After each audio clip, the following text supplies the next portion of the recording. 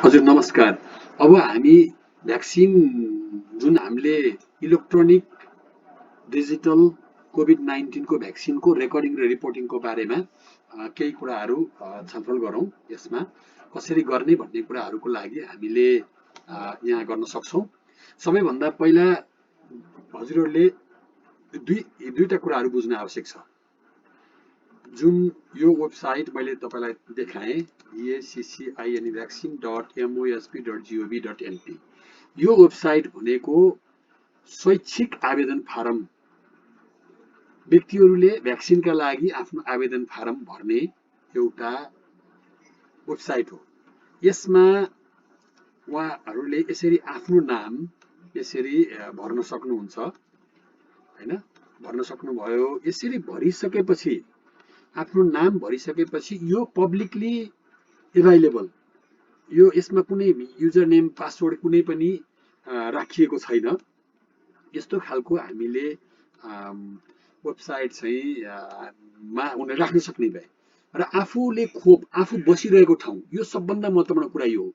हालसालै बसिरहेको ठाउँ कुन हो भनेर गर्नु पर्यो। हालसालै बसिरहेको ठाउँ उदाहरणको लागि म गण्डकी प्रदेशको मानम म्याग्दी जिल्लाको बेनी नगरपालिकाको वडा नम्बर म 6 मा बसेको छु र मेरो चाहिँ के छ भन्दाखेरि तपाईँको केएचएडी खड्का टोल भन्ने मेरो टोलको नाम छ र मैले मेरो 9851068484 यो नम्बर छ। राष्ट्रियता यो भयो। उदाहरणको लागि मेरो नागरिकता लमानम पासपोर्ट भयो। यो भइसकेपछि यो मेरो नम्बर भयो र मैले कहाँबाट गरेको भन्दाखेरि म्याग्दीबाट मैले जारी गरेँ। भनेपछि मेरो पेसा उदाहरणको लागि मेरो कुनै त्यस्तो पेसा छैन। मेरो सामान्य स्वास्थ्य अवस्था छ।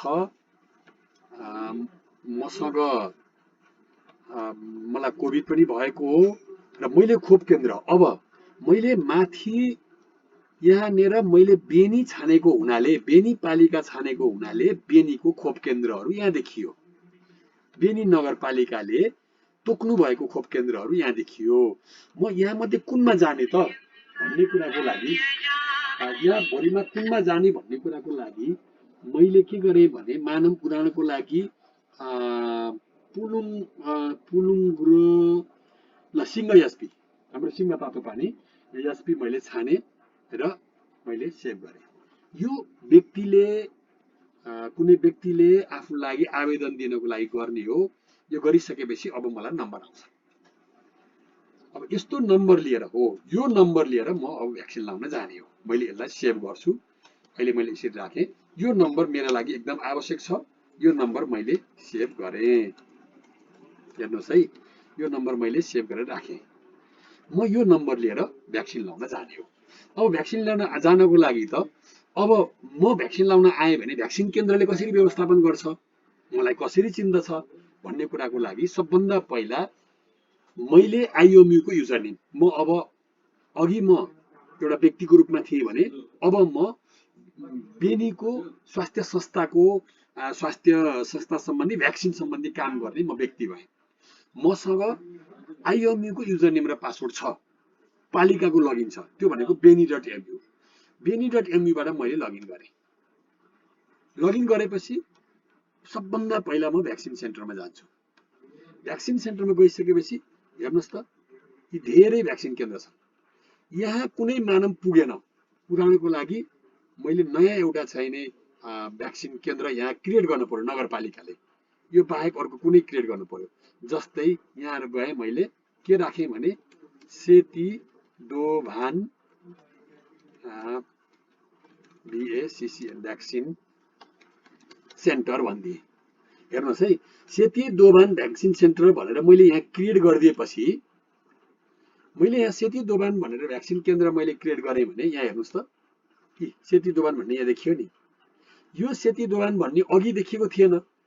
हेर्नुहोस् है, अब मैले यहाँ vaccin.mosp.gov मा म गएँ। यहाँ गइसकेपछि मैले त बेनीमा क्रिएट गरेको हो नि। हेर्नुहोस् त, गण्डकीको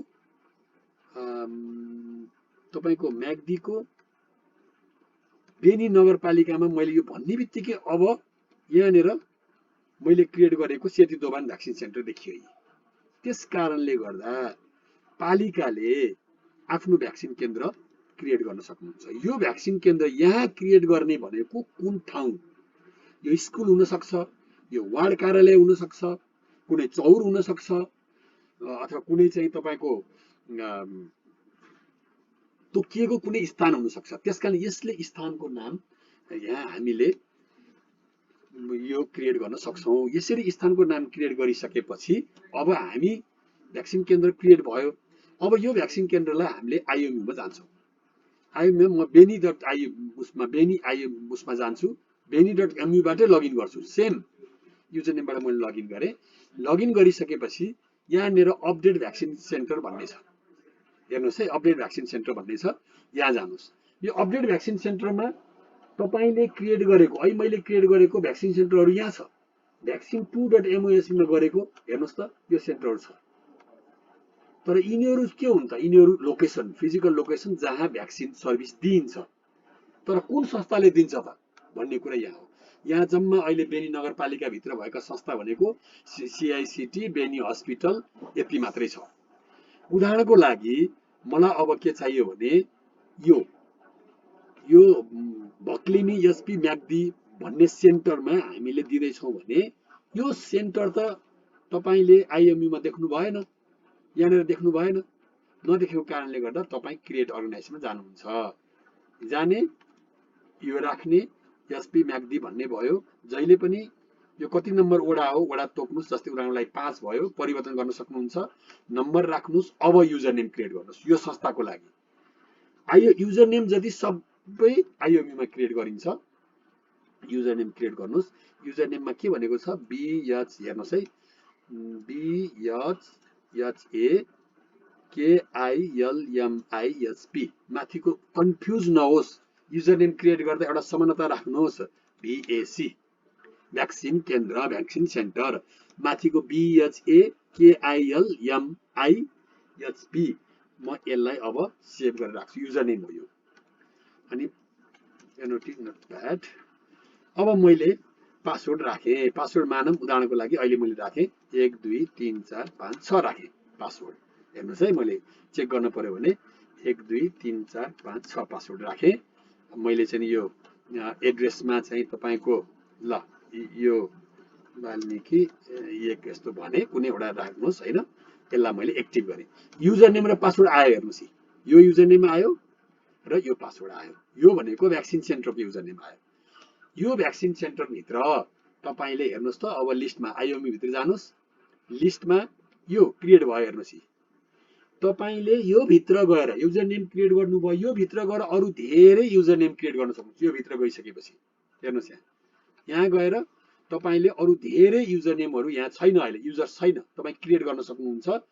तर अहिले मैले तपाईलाई एउटा युजर नेम कसरी क्रिएट गर्ने भन्ने कुरा नगरपालिका भित्र तपाईलाई देखाएँ। अब तपाईको युजर नेम यो भइसकेपछि भ्याक्सिन 2 यसको युजर नेम हामीले क्रिएट गर्यौं। यो संस्थाको युजर नेम हामीले क्रिएट गर्यौं। अब हामी चाहिँ के गर्छौं त भन्दाखेरि अब हामी यो युजर नेमबाट लग आउट गर्छौं। हेर्नुस् है, यहाँबाट हामी लग आउट गर्छौं। अब यसको पासवर्ड 1 2 3 4 5 6 यसको पासवर्ड राखे। अब मैले लगइन गरे। हेर्नुस् के भन्यो? Your organisation or vaccine centre is not linked with IMU login भन्यो। हेर्नुस् कहाँ लिंक भएन? मैले तपाईलाई देखाउन खोजेको लिंक गर्नुपर्ने कुरा के थियो भने अब फेरि तपाई आइएमयू मा आउनुस्, अपडेट भ्याक्सिन सेन्टरमा आउनुस्। सरी, यहाँनिर तपाई आइएमयू भित्र आउनुस्। यसमा तपाई बेनीबाट लगइन गर्नुपर्छ। बेनीबाट तपाईको पालिकाबाट लगइन गर्नुपर्छ। गरिसकेपछि अपडेट भ्याक्सिन सेन्टरमा जानुस्। तपाईले आइएमयू मा क्रिएट गरेको अहिले के थियो? युजर नेम यो थियो। कुन संस्थासँग जोड्न खोज्नु भएको? यही संस्थासँग जोड्नु भएको। यसले के भन्छ? यसले भनेको सेन्टरको नाम हो भने त्यो सेन्टरलाई प्रशासनिक रूपमा, प्राविधिक रूपमा सपोर्ट गर्ने संस्थाको नाम यो हो। यो सेन्टर स्कुल हुन सक्छ, यो सेन्टर स्कुल हुन सक्छ, चौर हुन सक्छ, कुनै चोक हुन सक्छ, कसैको घर हुन सक्छ। अब यसलाई अपडेट गर्दिनुस्। यो अपडेट गरिदिएपछि हेर्नुहोस् त, यी एउटा बेनी हस्पिटल भन्ने अर्गनाइजेसन क्रिएट भयो कहाँ, डिस्ट्रिक्ट हस्पिटल म्याग्दीमा। यो चाहिँ एउटा यो भकिलमी भन्ने चाहिँ तपाईँको यसमा भयो अर्को ठाउँ। अब हेर्नुहोस्, अब लगइन गर्न खोज्नुभयो भने तपाईँलाई यसले लगइन गर्न बल्ल दिन्छ। हेर्नुहोस् है, यहाँ लगइन अहिले हामीले गर्न खोज्ने बेलामा यो थियो पासवर्ड, हामीले 1 2 3 4 5 6 राखेका थियौँ होइन। कन्फ्युज छ भने हेर्नुहोस्, अब लगइन गर्नुहोस्। लगइन भयो। लगइन भइसकेपछि हेर्नुहोस् त, अब तपाईँले आज भ्याक्सिन, यो केन्द्रको नाम, यो भ्याक्सिन केन्द्रको नाम तपाईँलाई चाहिएदेखि यहाँ डाउनलोड गर्नुहोस्। यो केन्द्रमा आउने कहिलेदेखि कहिलेसम्मका कुन अकुपेसनका कुन एजका मान्छे सबै डाउनलोड गर्ने कि भ्याक्सिनेटेड नट भ्याक्सिनेटेड गर्ने हेर्नुहोस्। आजको रिपोर्ट हेर्न मन लाग्यो यहाँ आउँछ। र सबैभन्दा महत्त्वपूर्ण कुरा यो छ, सेटिङमा जानुहोस्। आज भ्याक्सिन लगाउने तपाईँले के हो, यो सेन्टरमा आज, भोलि अर्को चेन्ज गर्न सक्नुहुन्छ। मानव भेरोसिल, ओके ल भेरोसिल, भोलि तपाईँ यसलाई चेन्ज गर्न सक्नुहुन्छ। मानव तपाईँ भोलि जोन्सन जोन्सन, ओके होइन, जोन्सन जोन्सन। पर्सि अर्को चेन्ज गर्न सक्नुहुन्छ, पर्सि फेरि भेरोसिल लगाउन सक्नुहुन्छ। यस्तो गरिदिनु भयो भने यो सेटिङ, यो डेली गर्ने चिज हो, यो डेली गर्न सक्नुहुन्छ। अब यहाँ गएर क्रिएटमा जाने, क्रिएटमा गइसकेपछि अब नर्मल सर्चमा गएर हेर्ने।